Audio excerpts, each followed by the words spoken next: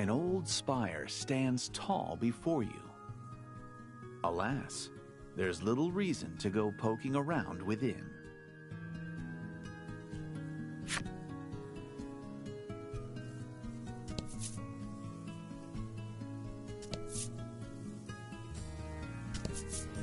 Beyond the pier, the ocean sprawls out in all directions, beckoning you to adventure.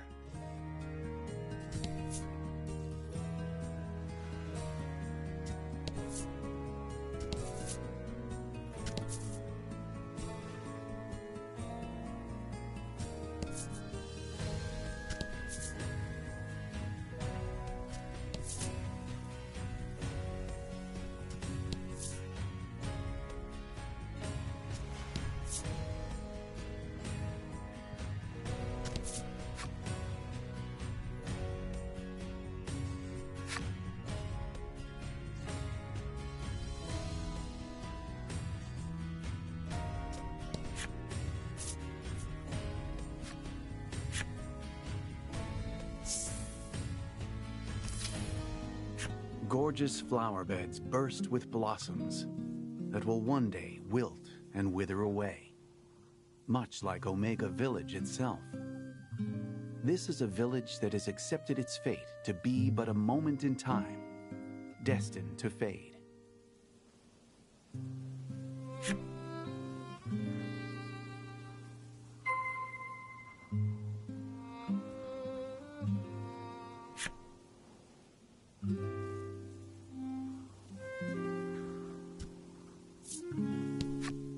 An island in want of a maiden shall fall, he mutters, to no one in particular.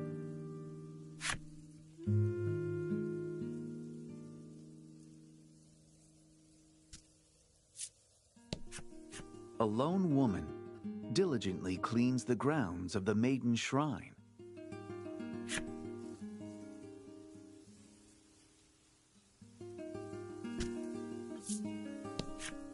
I wish I got to be the maiden, the girl says mournfully, dressed head to toe in maiden garb and clearly pretending to be such.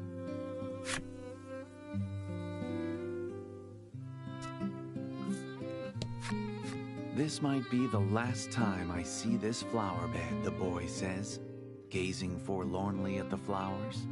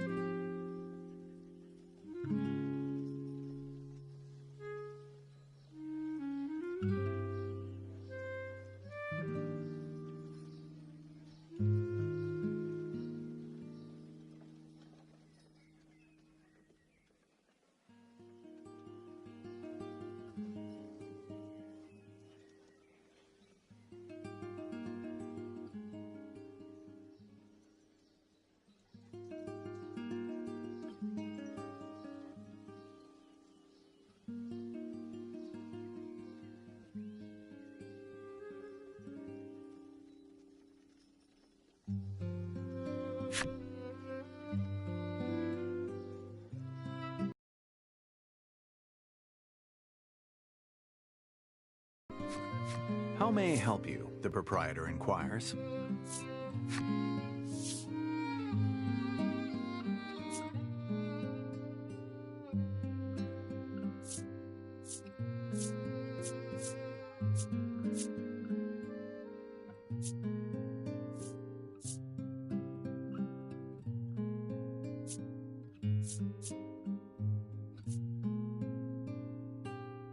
Will that be all? The proprietor asks.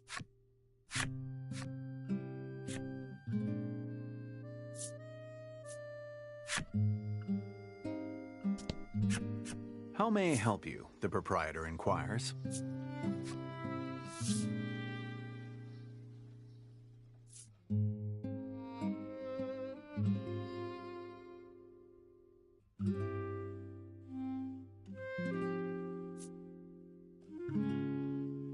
Will that be all? The proprietor asks.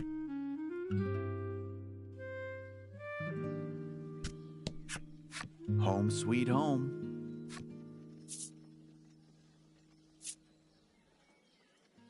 You lay yourself down and close your eyes.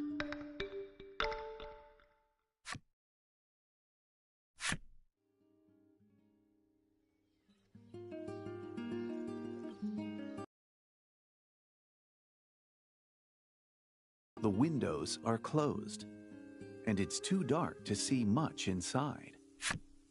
All sound seems to fall away. You stop in at the mayor's house and discover that he already has a guest. The two are engaged in discussion. You listen in and learn that they are troubled by monsters that have appeared near the village and have been devouring precious stores of food. The villager sighs deeply. I suppose it's about the end for the village, they say flatly before departing the mayor's home.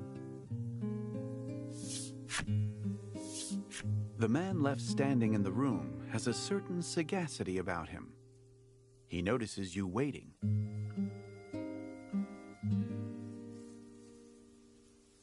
His name is Grief.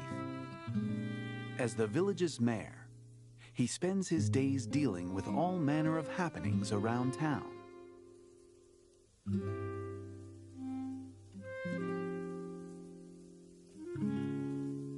He looks to be at a loss over the damage being caused by the monsters. It would likely be a simple matter for you to deal with the beasts.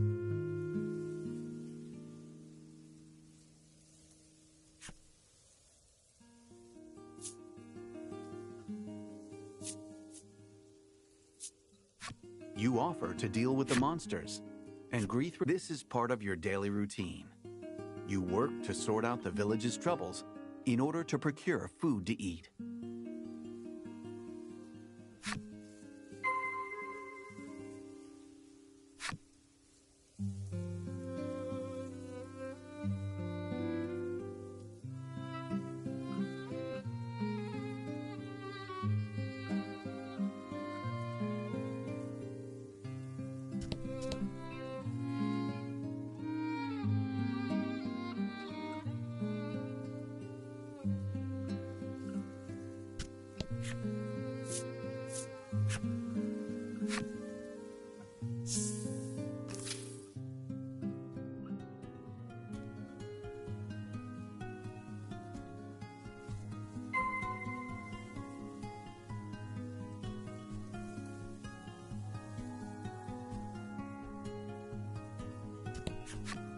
A monster has it. With a sigh, you mutter, "Let's get this over with then," and ready your weapon.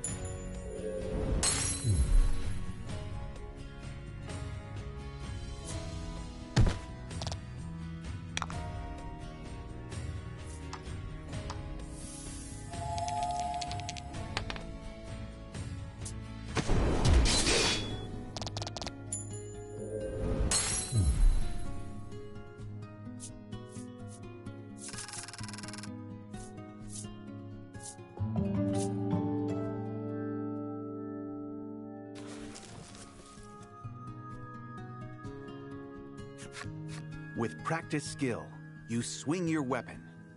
The blade flashes through the monster's throat. Merciless. Perfect aim. It would appear that you are quite accustomed to killing. You wipe the blood off your weapon. As you do, you notice a shadow in the distance. Another monster, perhaps?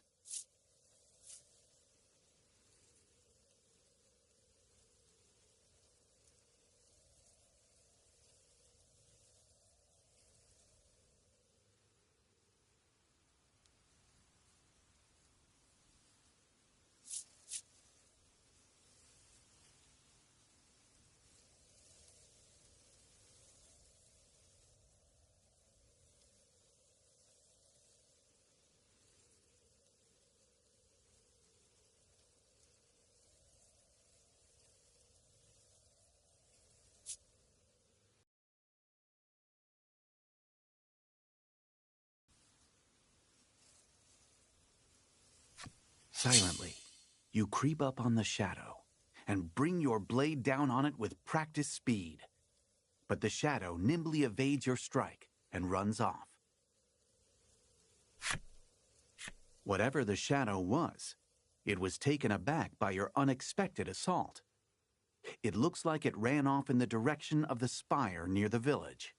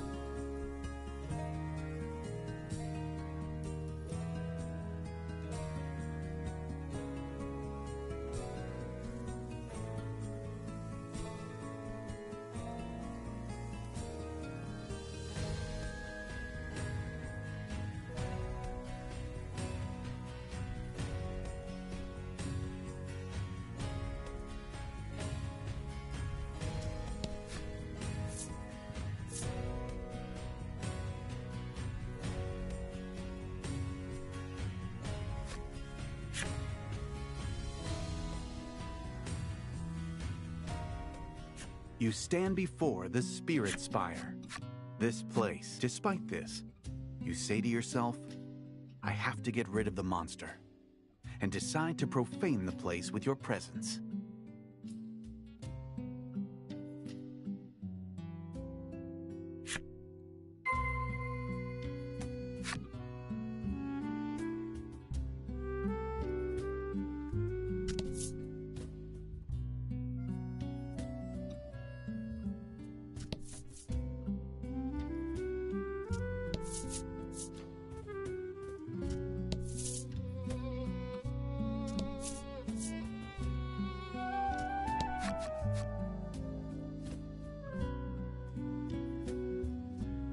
There are some words etched into the door, but they are weathered and difficult to read.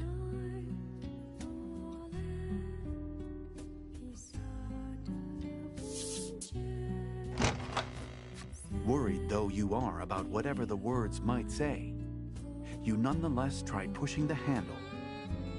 With some protest, the door groans open.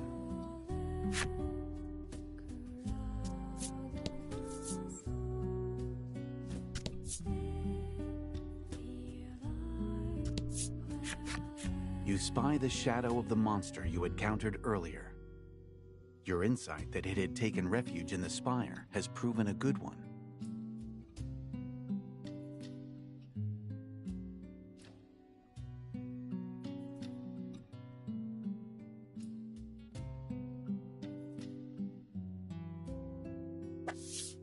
The shadow notices your presence and flies off at blinding speed.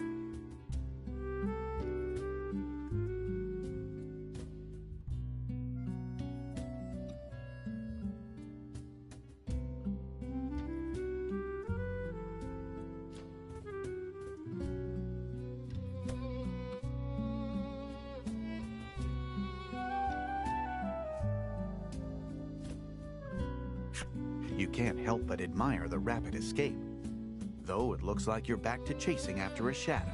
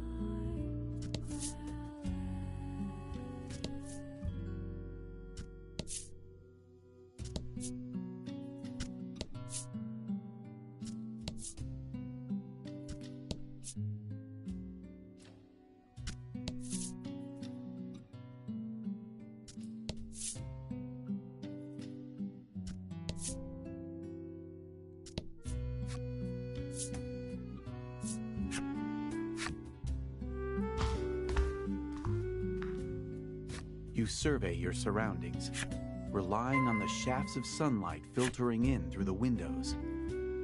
However, you're unable to see the monster from where you are.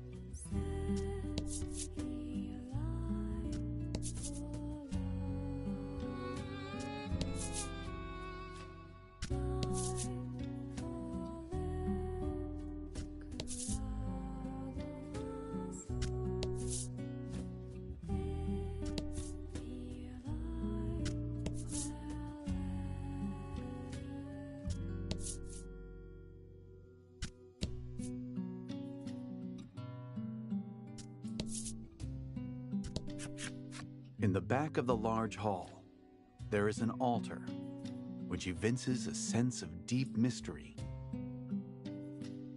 The altar is wrought of a strange kind of stone, its surface polished smooth. It looks as though it's meant for use in some important ritual. You approach the altar to check that there are no places for monsters to hide themselves away inside it.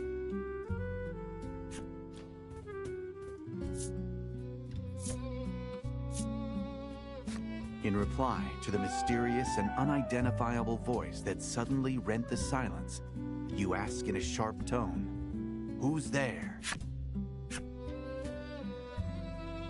You strain your ears, trying to make out the broken snippets of words echoing off the chamber walls. After speaking a word that rings familiar to your ears, Laddie, the voice becomes impossible to hear. It cannot be. Could you truly have heard the voice of the spirit from the maiden's myth passed down on the island? All signs of the monster you were in pursuit of seem to have vanished. For the time being, you decide to return to the village and report your success.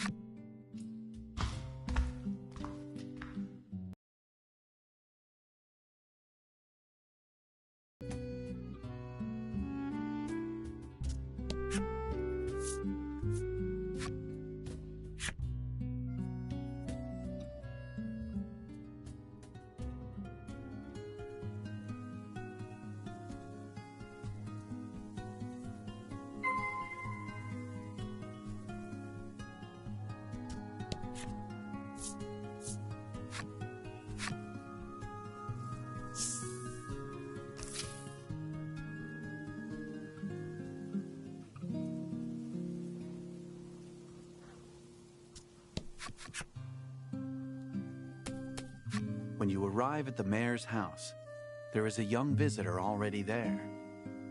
She looks to be making an impassioned request of Greeth. In a wearied voice, Greeth replies, There is no longer any maiden in our village. Admonished, the girl leaves the house with disappointment written across her expression.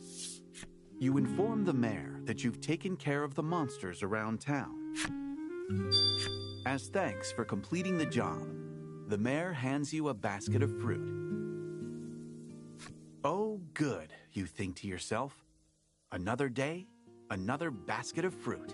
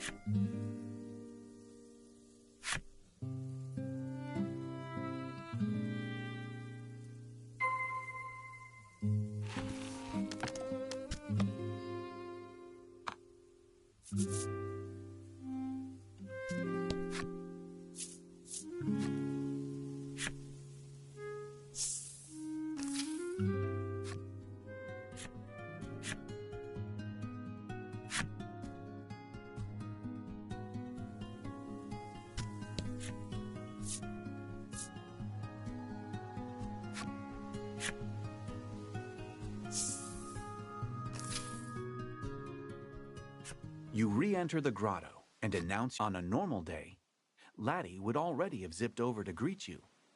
But today, nothing.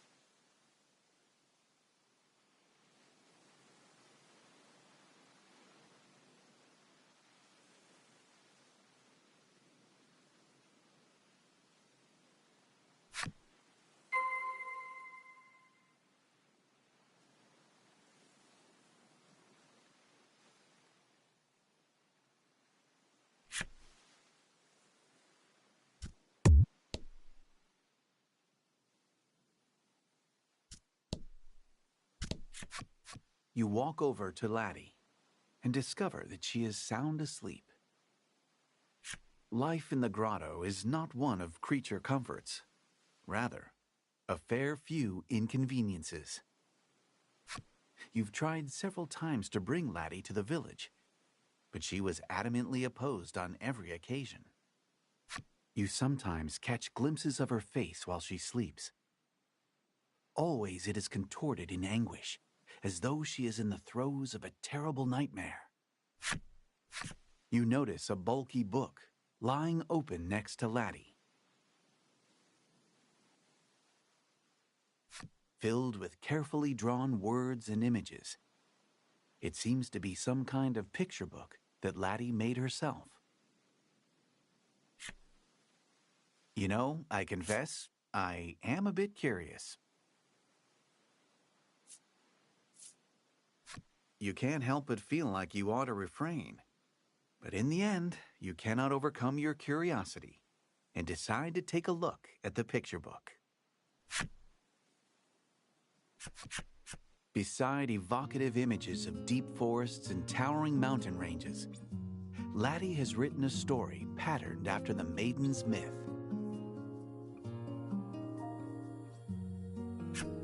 The picture book story is set in a small village replete with nature.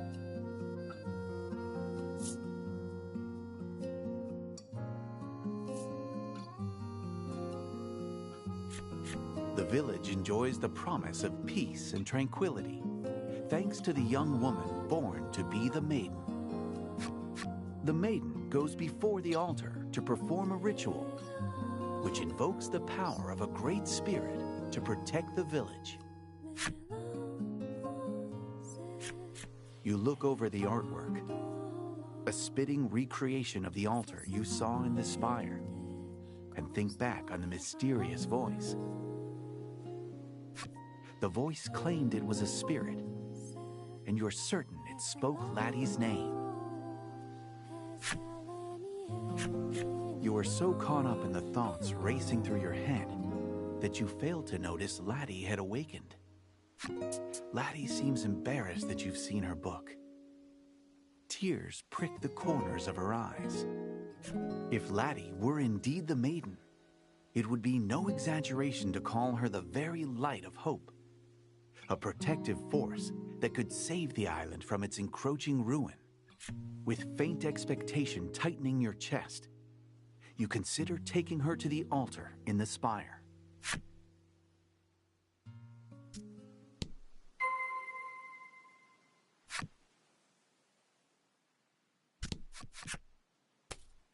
You've given Laddie some of the fruit you brought back. She dreamily stuffs some of it into her mouth. Maybe she likes it. You hope so. Your stomach rumbles as you watch her, and together, the two of you enjoy a light meal.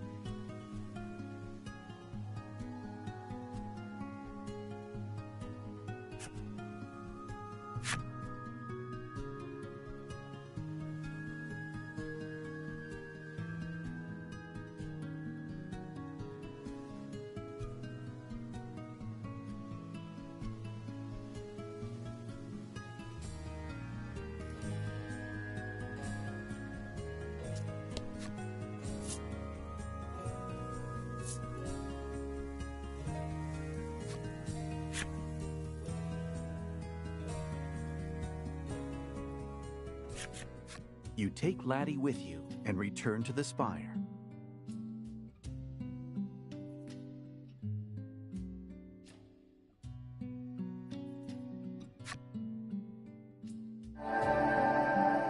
As you approach the entrance of the spire, the staff that Laddie clutches close begins to emit a faint light. Seeing the mysterious light, you are convinced Laddie has a deep connection to the spire. Her expression uneasy. Laddie takes hold of your sleeve with a tentative touch.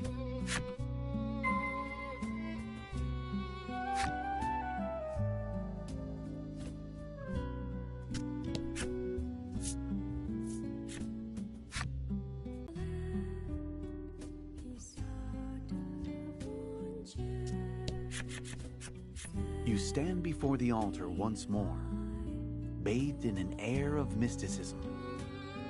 The light emitting from Laddie's staff intensifies, as if indicating its destination.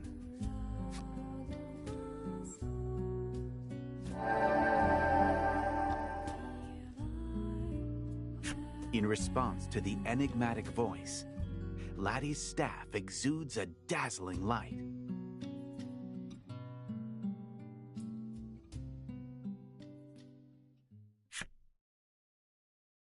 A spirit appears right before your eyes. Well, maybe it's a spirit? It's some kind of strange stuffed animal. The stuffed toy seems to be affecting a voice of considerable gravitas and choking itself in the process. This creature is called Lack.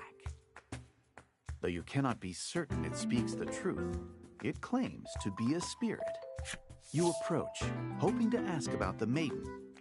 But with blinding speed, Lack zooms behind Laddie, putting her between you as a shield. "You're the one from before," Lack says, quaking. It would appear that you're mistaking the creature for a monster and doggedly chasing after it has made it rather afraid of you.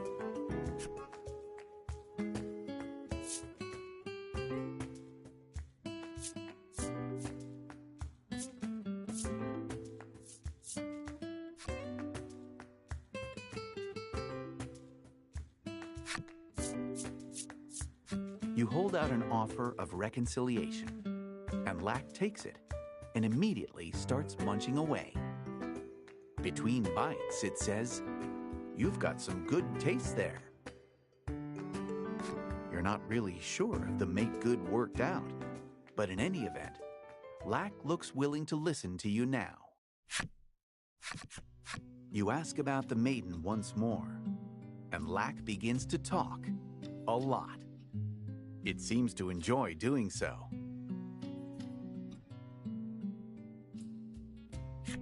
Just as the maiden's myth handed down amongst the denizens of the island suggests, it explains, Laddie was indeed born to be the maiden here. However, she was unable to take up her role.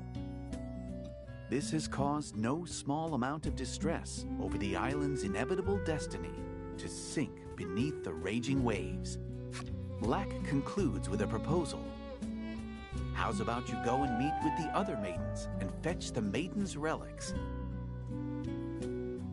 As you had hoped, Laddie appears to be the key to the island's salvation.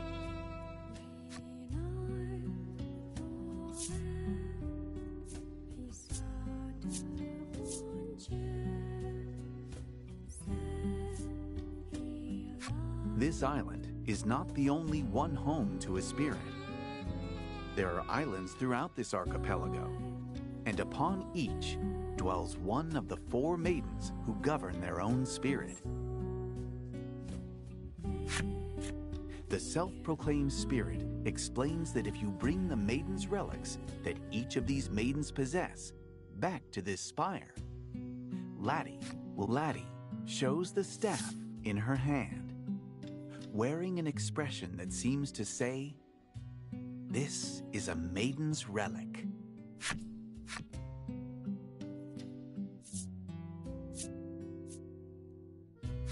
You ask, should we kill the maidens and steal the relics? Laddie shakes her head rapidly, as if to insist that you definitely should not do that. As Lack explains, each maiden has an attendant, an escort, and protector. This would make it difficult to take the relics by brute force.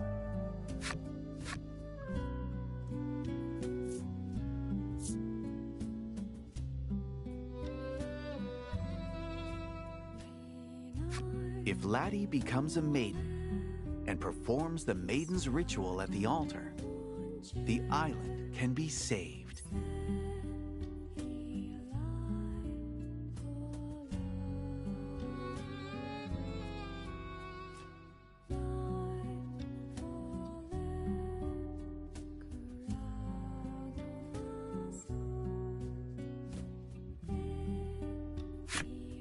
The world-changing immensity of what you have just learned echoes in your mind.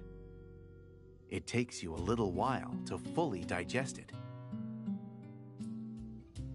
But it does just so happen you've been readying a seaworthy vessel for your own purposes. You accept Lack's proposal to help Laddie become a maiden.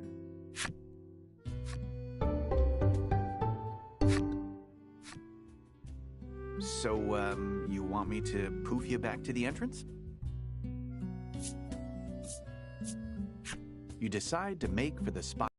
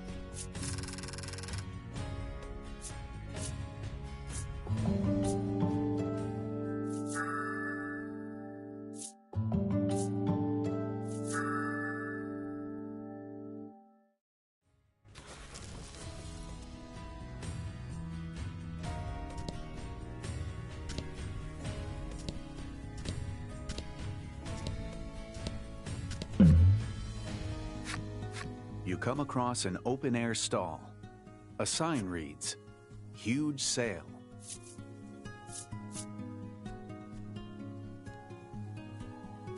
You weren't really looking to buy anything, so you ignore it and go on your way.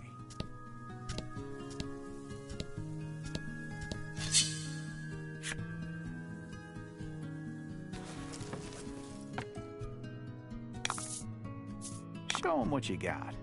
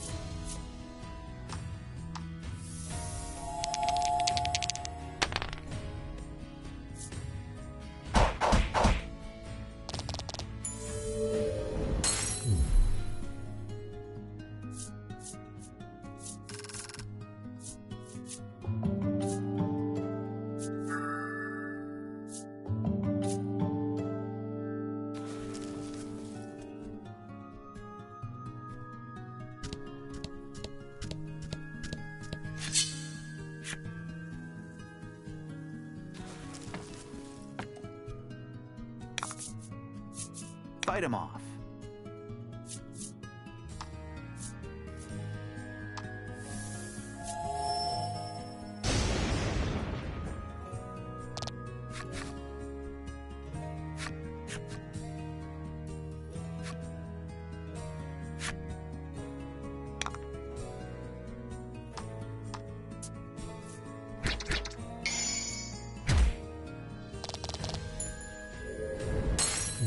Excellent.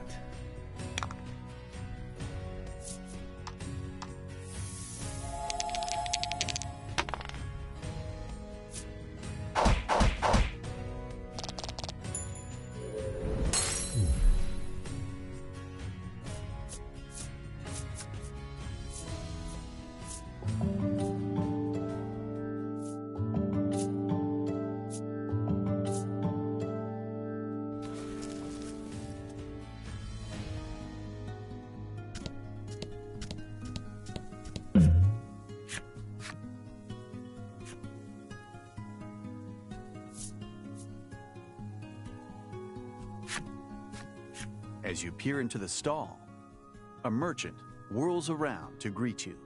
The merchant says they're having a fire sale. Everything must go.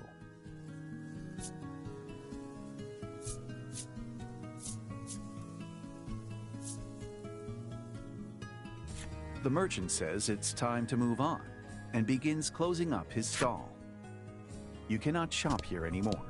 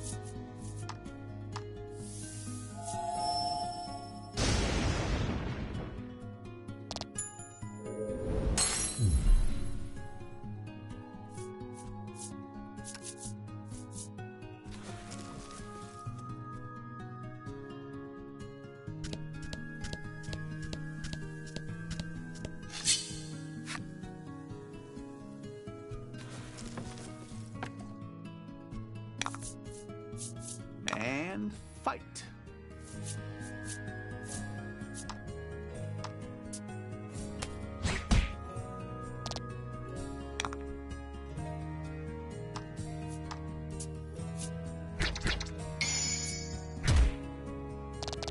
Excellent.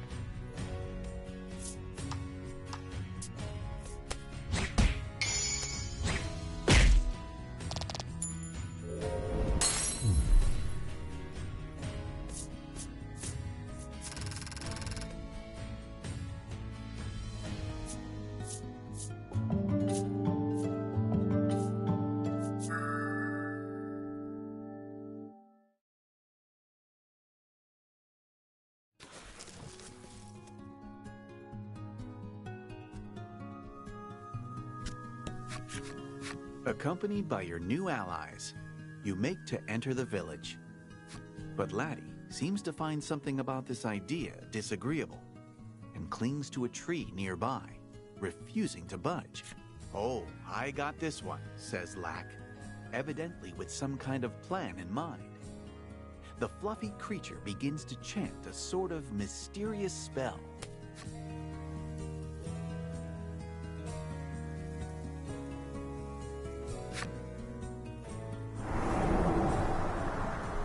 Suddenly, Laddie's face is transformed into that of an odd old man's.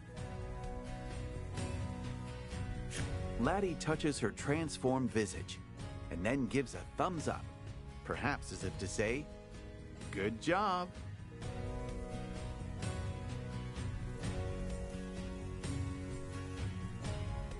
You are agog.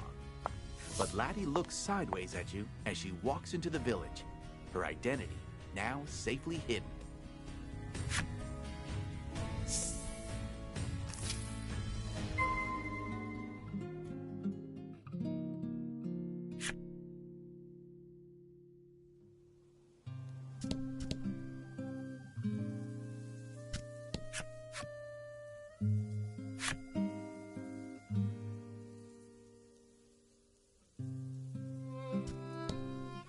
This is your home.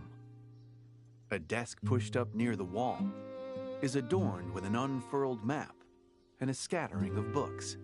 The navigation map is of your own design and depicts the various islands in this region of the sea. It contains information on the maidens of those nearby islands, culled meticulously from books and the tales of passing travelers. Before all of this, you had found yourself unable to merely sit and watch the village's decline, and so planned a voyage to seek aid from the maidens of the other islands.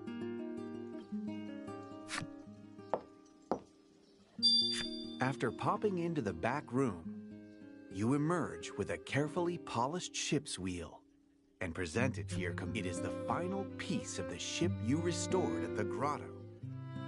With it, you will finally be able to set sail on the voyage you have dreamed of for so long.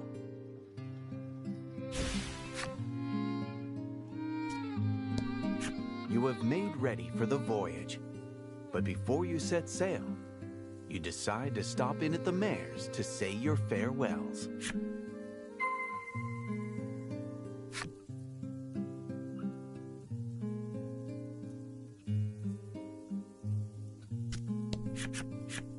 Greeth's eyes fall over the unfamiliar face behind you. And who do we have here?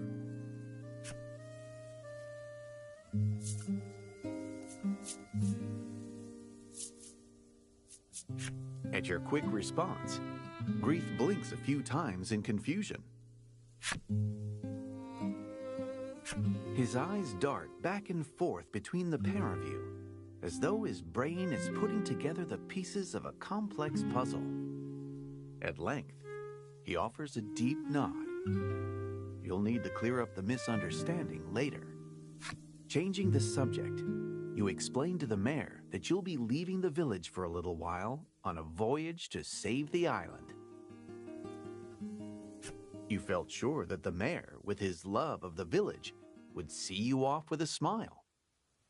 And yet the moment you explain that you found a maiden who can save the island, his attitude changes like the fickle sea winds, and he voices opposition to your journey. This island is destined to meet its end, he says. You can practically sense him digging his feet in. You cannot fathom why he, the mayor of the village, would believe something like that. Though each of you hold the island in your hearts, you cannot reconcile the difference of opinion. Like lovers going their separate ways after an acrimonious spat, it looks as though you will be setting out on bad terms. You believe that your desire to save the island will prove to be the right perspective.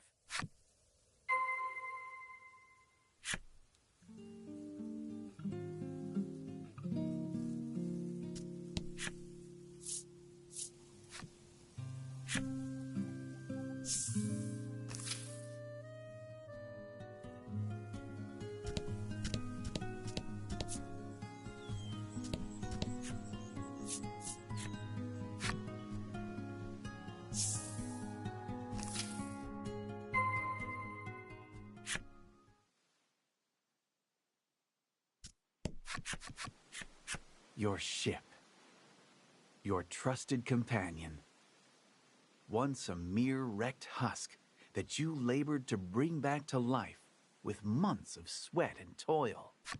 You climb up to the stern, and with every bit of care you can muster, you attach the wheel. The final stroke upon the canvas. At last, your ship is finished.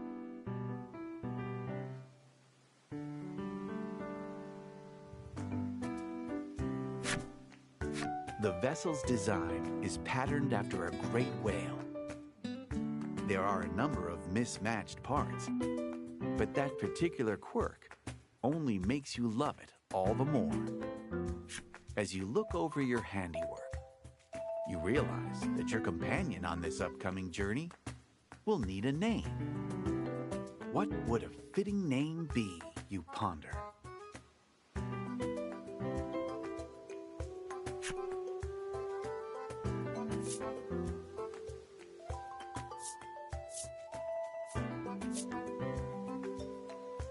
Laddie tears a page from her book and then scribbles a name down on it. In her small handwriting is written, The Bon Vent. According to Lack, the words are a kind of prayer in the language of the spirits for safe passage when bidding one farewell on a long journey. A farewell said before long journeys. The words could make a fitting appellation for your ship. You're unsure of just how much you ought to trust Lack or his skill with words, but nonetheless, decide to go with Laddie's suggestion. Together, you load up the Bon Vent with the necessary provisions. Preparations for your departure are now finished.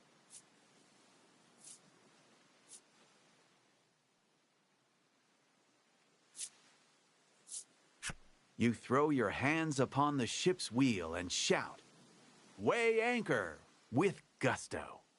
Your voyage has begun.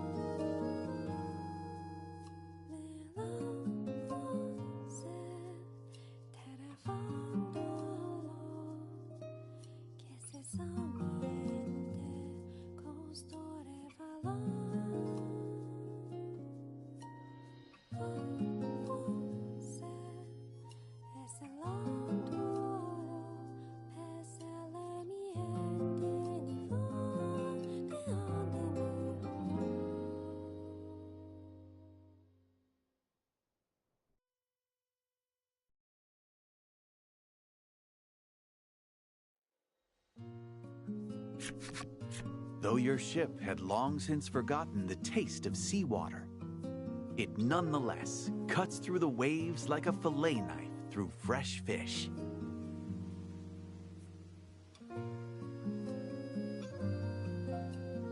It is your first sea voyage. Laddie's eyes stretching ever onward over the endless blue expanse. She opens up your homemade navigation map, checking the locations of the islands where the other maidens live. On the island to the south of here lives a beauteous maiden garbed in azure robes, as though the sky itself is wrapped around her. After closing up the map, you grasp the wheel like a familiar old friend and tell the ship where you'd like to go. You now have free rein to sail across the sea as you see fit. New tales await you when you put into port on an island where a maiden dwells.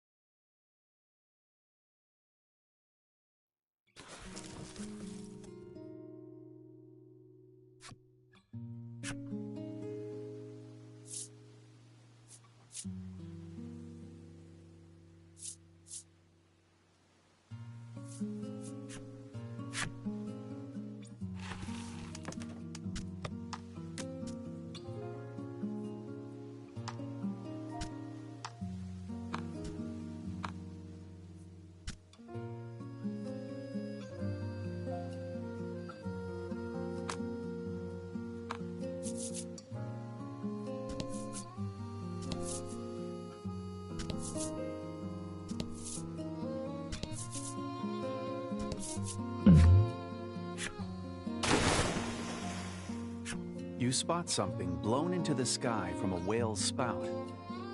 It looks like it might fall this way, but it's hard to make out with the sun behind it.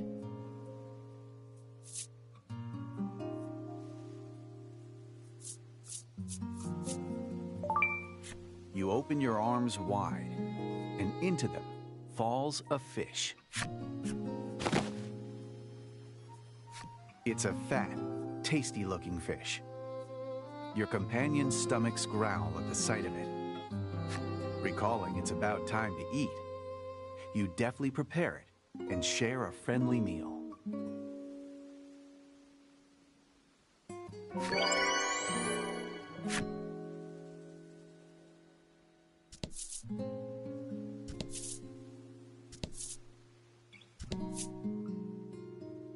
Ahoy, matey. It's like...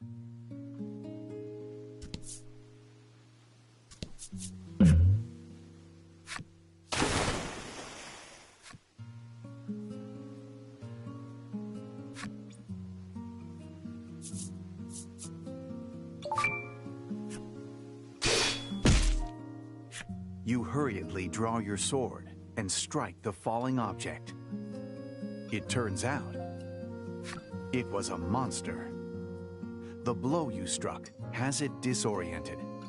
It immediately dives back into the sea and swims away, leaving behind a scattering of coins.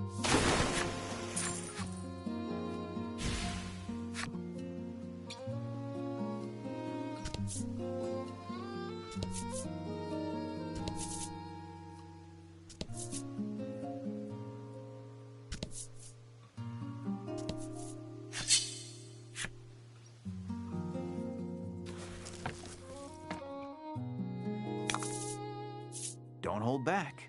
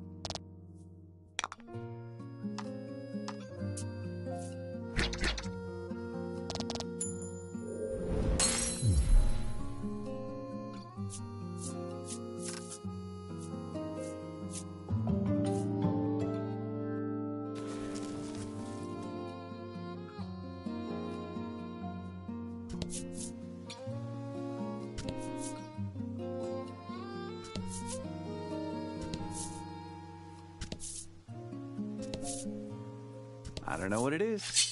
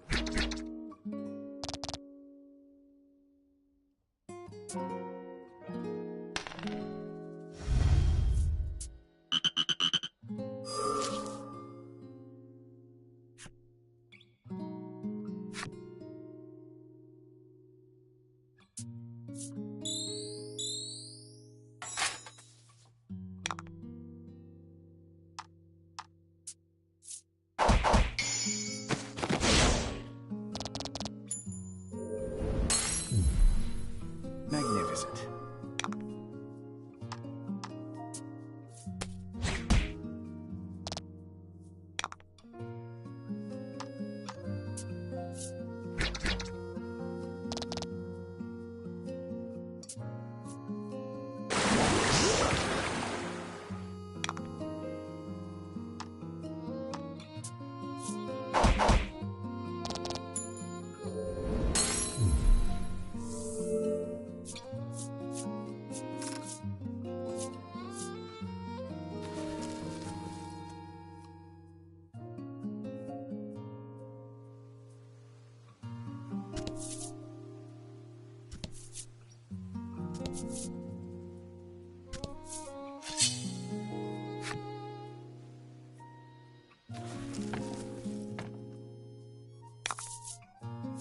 And fight.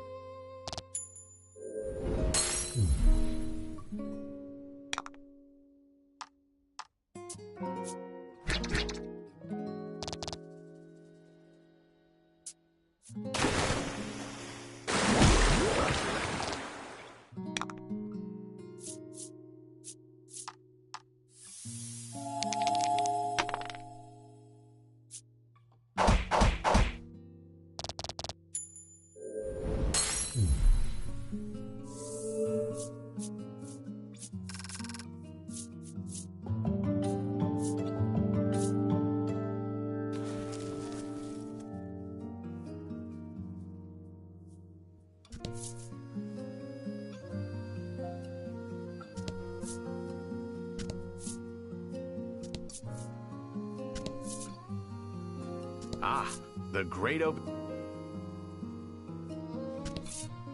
Whirlpools are a common occurrence in this area of the sea. It doesn't seem like your ship is capable of crossing them.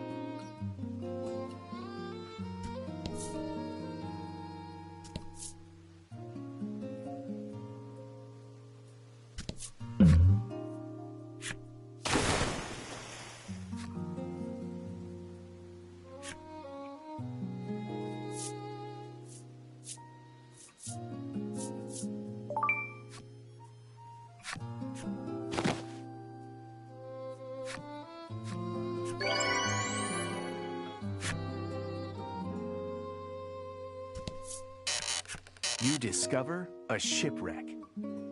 You climb aboard and begin searching for anything useful.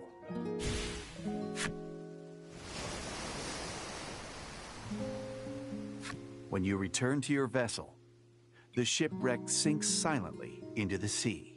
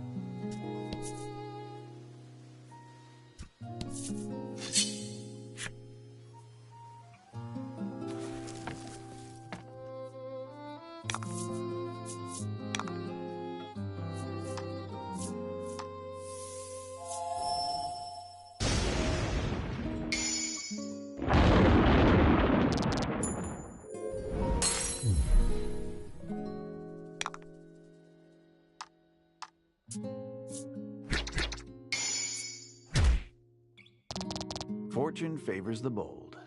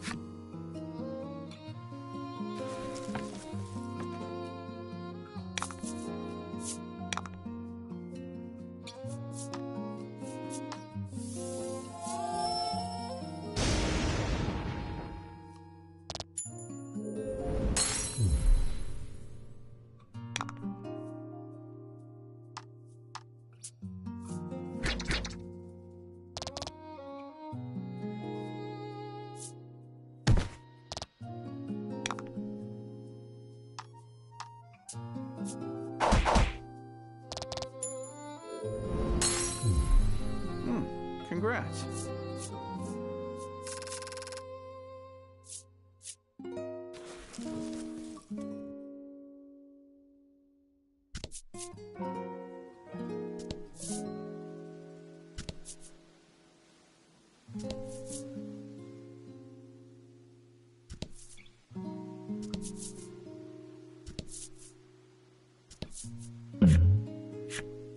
Laddie eagerly eyes the fishing. Up for some fishing, you ask?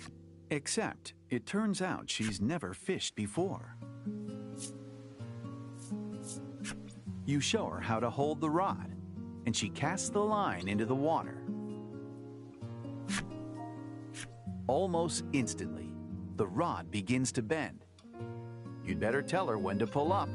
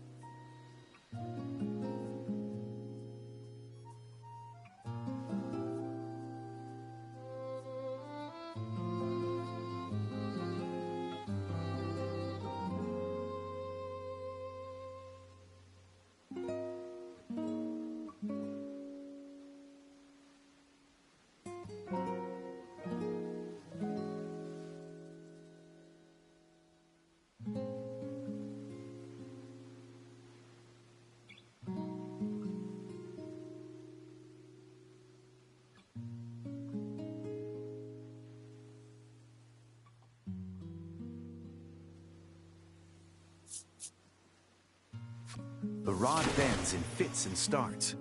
You're sure she's got something on the line. Laddie rips the line out of the water at your insistence, exposing a bare hook. Damn, you pat her back reassuringly. Sometimes that's just how it goes.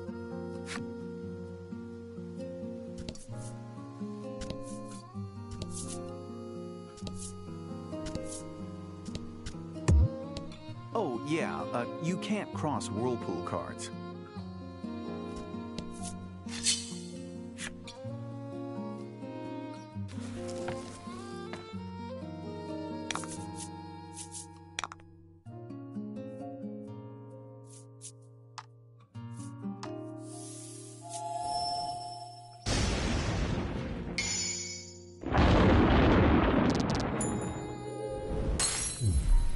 Excellent.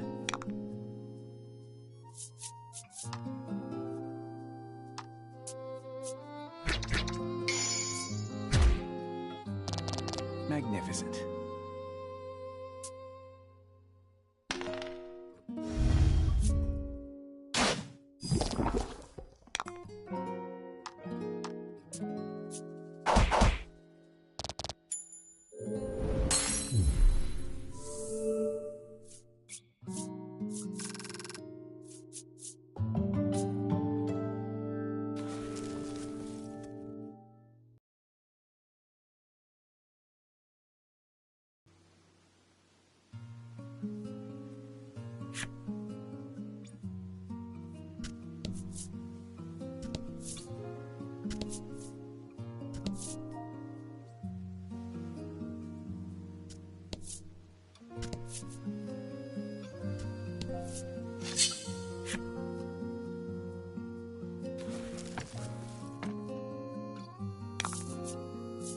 Fight him off.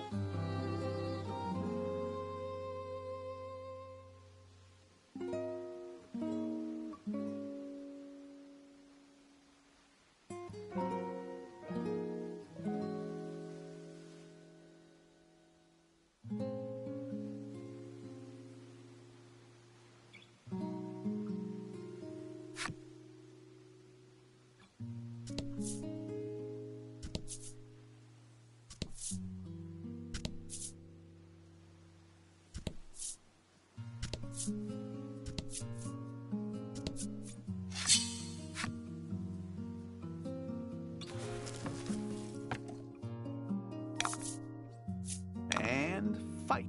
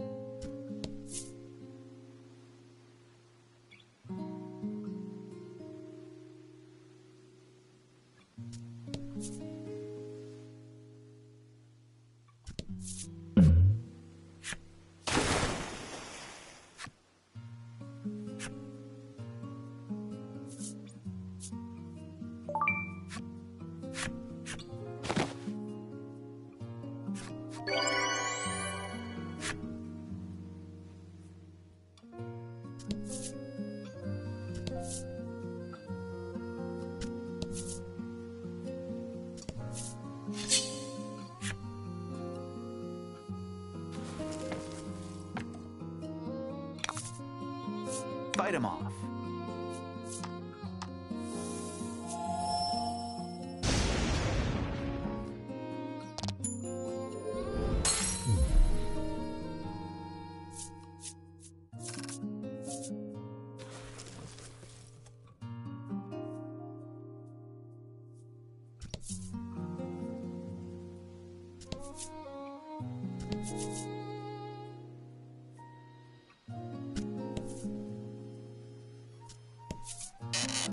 You discover a shipwreck. You climb aboard and begin searching for anything useful.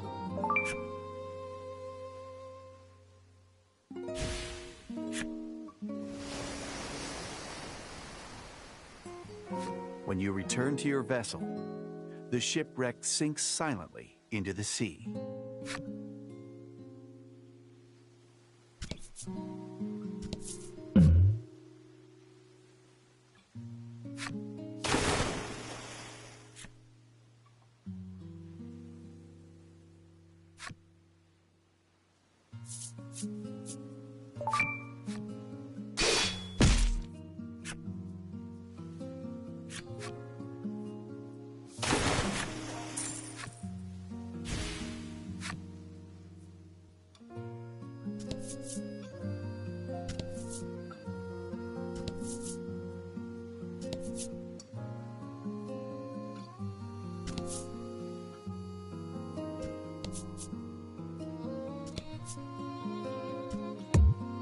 Oh, excuse me.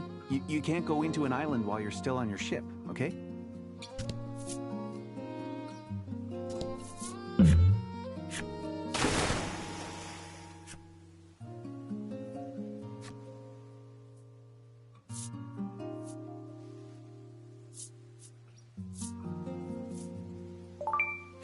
You open your arms wide to catch some sort of item. You gladly accept it as a gift from heaven.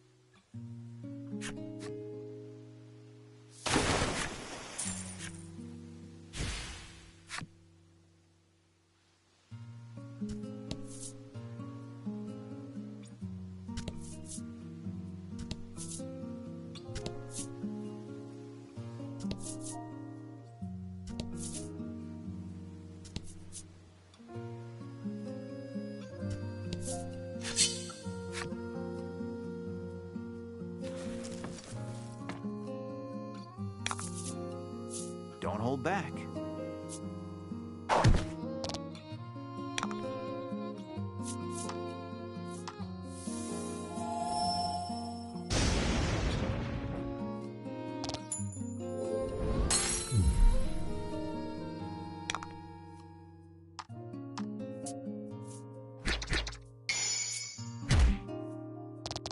Fortune favors the bold.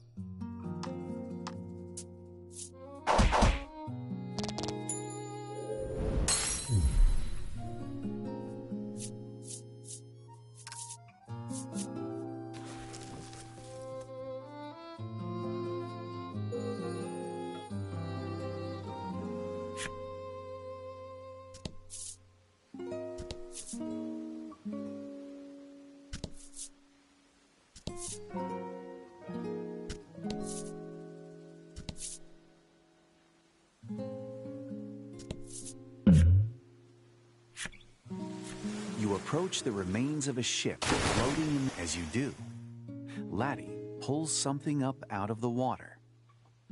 Most of the ink is smeared by seawater, but one page is still legible.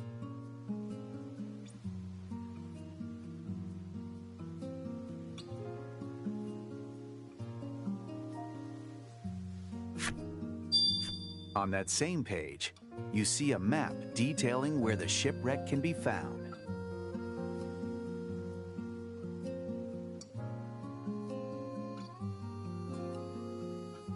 Deciding that shipwrecked treasure may be worth finding, you slip the voyage log into your bag.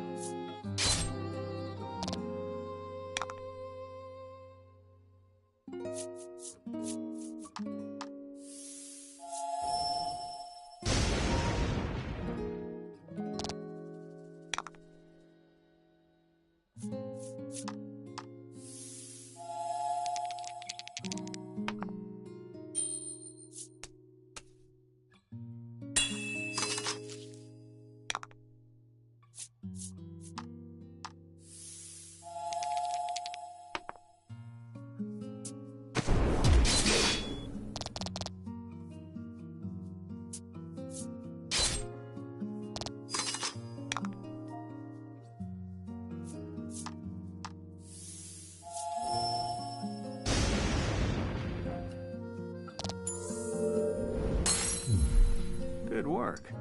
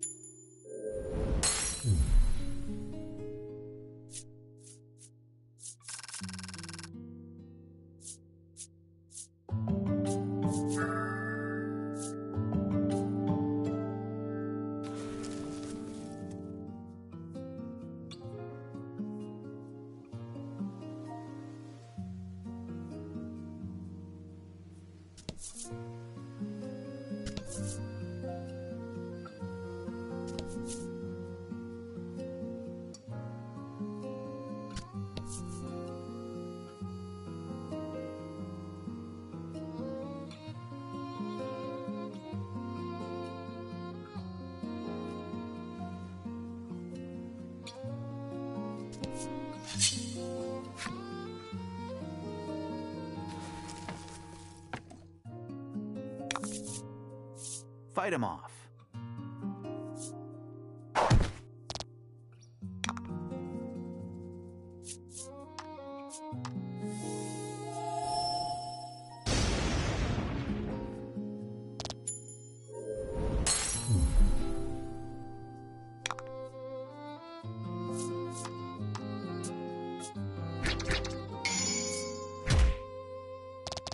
Excellent.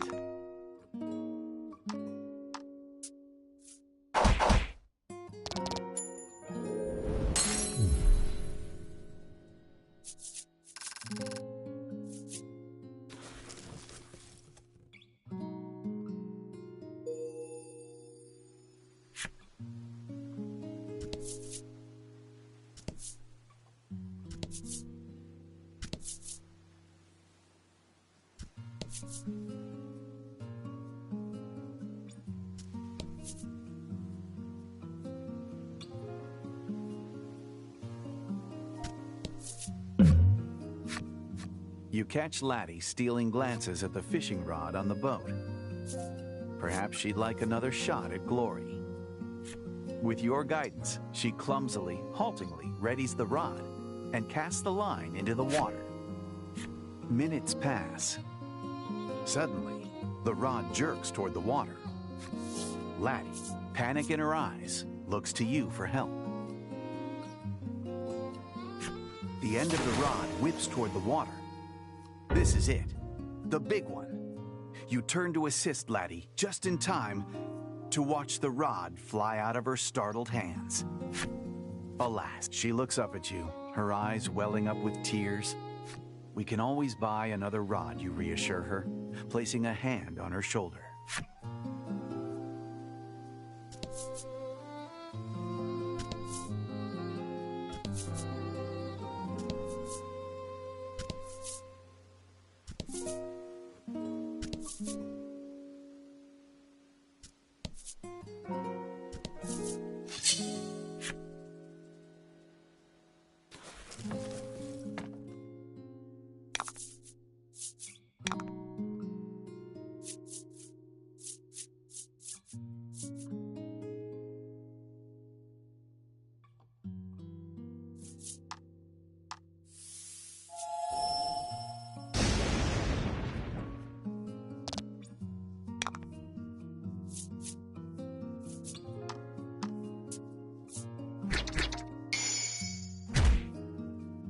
Magnificent.